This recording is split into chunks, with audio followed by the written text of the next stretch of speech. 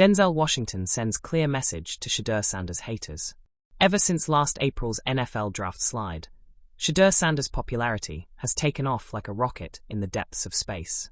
Whether you were a fan before the Cleveland Browns took him with the 144th overall pick or not is irrelevant.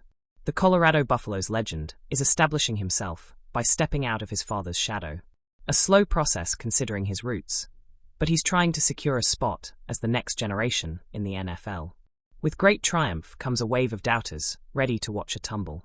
In the case of Sanders, the haters have always been ready to pounce, and this came decades before he was even born.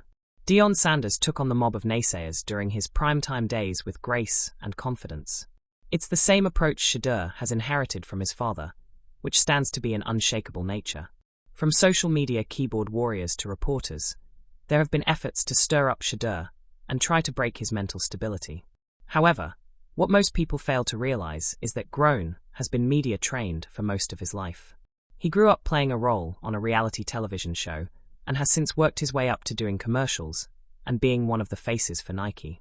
There's no breaking Shadur because he's built for this. One of the best actors in the world agrees. Denzel Washington is currently out promoting his upcoming film, Highest to Lowest, and was asked about the father-to-son roles in sports, most notably with Sanders and the ties between LeBron and Bronny James.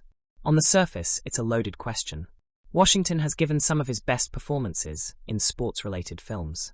Most people cling to his role as Coach Herman Boone in Remember the Titans as his top football flick. But it's hard to ignore the breakout for NBA legend Ray Allen, who played Washington's son, Jesus Shuttlesworth, in the 1998 drama He Got Game. There was also The Hurricane, in which Washington depicted the life of wrongly convicted prize fighter Reuben Carter in 1999. Outside of the acting gigs, Washington was once in Deion's shoes. His son, John David, played 2 years for the St. Louis Rams starting in 2006. Needless to say, he's well equipped to talk about Shadur's journey and had a message for the Sanders haters. Listen, Shadur can play, for real, Washington told SI this week. Everybody's got an opinion. In fact, we live in a world of opinionaries. That's what I call them, opinionaries. All the shows, a bunch of guys, a couple of them that have played, but most of them who haven't, who have an opinion about what something should be when they haven't done it. Those who can do, those who can't talk about those who can't. Those who have, know what they are talking about. Those who haven't don't. Period. That's how I feel about it. Too much talking. Sanders ran with his first opportunity, throwing for 138 yards and 2 touchdowns in his NFL debut last weekend. If that's a preview of what's coming in Cleveland, the rest of the league might want to take notice. Picture this. A warm theater hush, the kind that falls before a story decides where it will land. Spotlight finds Denzel Washington. Not the Oscar speech Denzel, not the press conference Denzel, but the grandfather of hope Denzel, who has been around long enough to know how words settle into people like coins in a cup. He stands, palms open, and the room leans in. He says softly, as if sharing the end of a joke only a few will get. People will always talk. They'll shout from the cheap seats. They'll bring up numbers, highlight reels, family names, whatever fits the script they already wrote in their heads. There's a pause, a small smile. But understand this, criticism is an art too. Its brushes are sharp. It takes practice to be that cruel. He tells the story of a young man with a helmet full of sunshine and a last name that carries its own weather.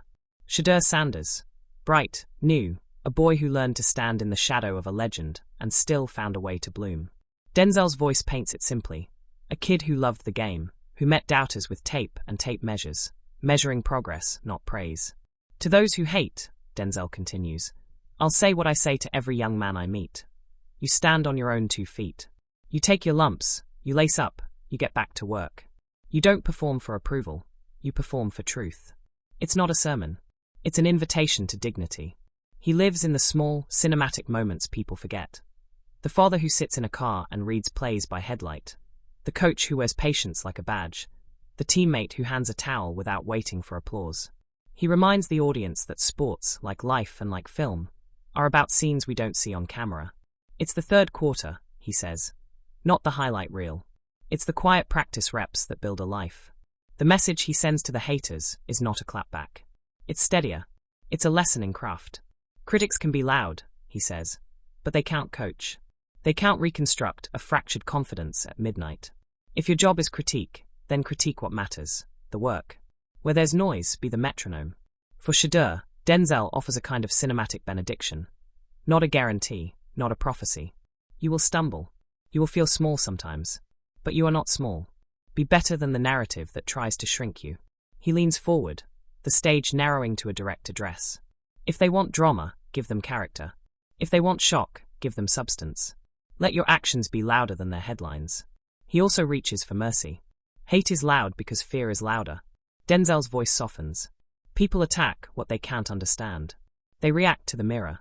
So when the mirror shows a young man who dares, applaud him, or at least be quiet enough to listen. And then, as in any good Denzel moment, there is humor, a wink. If you must complain about a tight spiral, at least be specific. He didn't read the defense, sounds better than he's overrated. Precision is classy. Vagueness is just noise. He leaves them with a challenge that feels like a last line in a movie. Support is contagious. So is decency.